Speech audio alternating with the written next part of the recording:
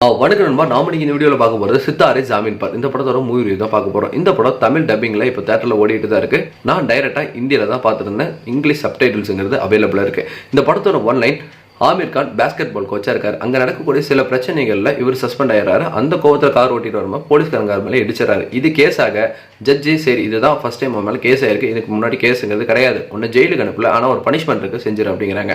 அடுத்த 3 மாதத்துக்கு mentally challenge group of பீப்புள்ஸ்க்கு பேஸ்கெட் பால்ங்கிறது நீங்கள் தான் கோச் பண்ணணுன்றாங்க. இந்த டீமை இவர் கோச் பண்ணி கப்பு வாங்க வச்சாரா இல்லையா, என்னதான் நடந்துச்சுங்கிறது படத்தோட மீதி கதையாக இருந்தது.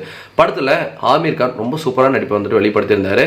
ஸோ ஃபர்ஸ்ட்லேருந்து கடைசி வரைக்கும் படத்தை வந்துட்டு தன்னோட ஷோல்டரில் டீமோட சேர்ந்து தாங்குறாரு. ஏன்னா இவருக்கு மட்டும் வந்துட்டு இந்த படத்தில் வந்துட்டு மெயினான ஸ்பேஸுங்கிறது கிடையாது, மொத்த டீம் மெம்பர்ஸோட சேர்ந்து இவர் இந்த படத்தை வந்துட்டு அழகாக ஹோல்ட் பண்ணியிருக்காரு. இது ஒரு டீம் ஒர்க் தான். படத்தில் அங்கங்கே ஹியூமருங்கிறது ரொம்ப சூப்பராக வந்துட்டு ஒர்க் அவுட் ஆயிருக்கு. டைரெக்டாக இந்தியில் பார்க்கும்போதே வந்துட்டு அவ்வளோ சூப்பராக வந்துட்டு இருந்துச்சுன்னு தான் சொல்லி ஆகணும். ஜெனிலியா வர போர்ஷன்ஸ்லாம் அவ்வளோ அழகாக வந்துட்டு இருந்தது.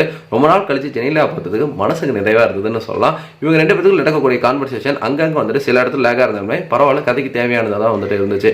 இந்த டீம் மெம்பர்ஸ் ஒவ்வொருத்தருமே ரொம்ப யூனிக்காக இருந்தாங்க. ஒவ்வொருத்தருக்குமே வந்துட்டு அழகான போர்ஷன்ஸ் வந்து கொடுத்துருந்தாங்க. ஒவ்வொருத்தருக்கான ஃப்ளாஷ்பேக் ஆகட்டும், முக்கியமாக வந்துட்டு ஒருத்தன் குளிக்கவே மாட்டேன்றப்பான், அவனை குளிக்க வைக்கிற அந்த இன்டர்வல் போர்ஷன் ஆகட்டும், அங்கே வரக்கூடிய எலி சீக்வன்ஸ் ஆகட்டும், அவ்வளோ அழகாக வந்துட்டு கேப்சர் பண்ணப்பட்டிருந்தது. படத்தில் வரக்கூடிய பாடல்கள், பின்னணி இசை எல்லாமே கேட்கறதுக்கு வந்துட்டு நல்லாவே இருந்ததுன்னு சொல்லலாம். என்ன செகண்ட் ஹாஃப்ல வரக்கூடிய சில விஷயங்கள், அந்த ரிப்பீட்டடான சீன்ஸுங்கிறது கொஞ்சம் கம்மி பண்ணியிருந்திருக்கலாம். ஆனால் மித்தபடி கடைசி கிளைமேக்ஸில் வந்துட்டு தடுமாறும் போது அது என்ன விஷயங்கிறத உடனே வந்துட்டு கண்டுபிடிச்சு அதை அந்த டீமுக்கு சொல்லி புரிய வச்சு அழகாக வந்துட்டு படத்தை கொண்டு போயிருந்தாங்க. ஆமீர் கான் தான் டீமுக்கு வந்துட்டு எல்லாத்தையும் சொல்கிறாரு, சொல்லி கொடுக்குறாருன்னு பார்த்தா டீமில் இருக்கிறவங்க ஆமீர் கானுக்கு சொல்லிக் கொடுப்பாங்க. அந்த சீக்வன்ஸ் வந்து ரொம்ப சூப்பராக இருக்கும். இவங்களுக்கும் ஜெனிலாவுக்கு இருக்கக்கூடிய சண்டையில் ஒருத்தவங்க வந்துட்டு இந்த மாதிரி மன்னிப்பு கேட்டால் வந்துட்டு சரியாக போயிடும் அப்படிங்கன்னு சொல்லி ஒரு கொடுக்குற விஷயமாகட்டும், இல்லைன்னா லிஃப்ட்டுனா பயப்படக்கூடிய ஆமீர் கானுக்கு லிஃப்ட்லேருந்து அந்த பயத்தை போக்க வைக்கிறதுக்கு டீம் மெம்பர்ஸ் பண்ணுற விஷயங்களாகட்டும் எல்லாமே ரொம்ப சூப்பராக இருந்தது. இப்போது இவங்களுக்கு வயசுங்கிறது ஒரு 25, 30, 35 கூட இருக்கலாம். ஆனால் அவங்களோட அறிவுங்கிறது ஒரு 7 வயசு குழந்தைங்க என்ன இருக்குமோ, 8 வயசு குழந்தைங்க இருக்குமோ அதுதான். அதில் எல்லாருமே ரொம்ப அழகாக வந்துட்டு ப்ளே பண்ணியிருந்தாங்க. இந்த தெய்வ திருமகள் வந்துட்டு விக்ரம் குரூப் ஆஃப் பீப்புள்ஸ் இருப்பாங்க இல்லையா, அந்த மாதிரி வந்துட்டு ரொம்ப அழகாக வந்துட்டு படத்தை வந்துட்டு செதுக்கி இருந்தாங்க.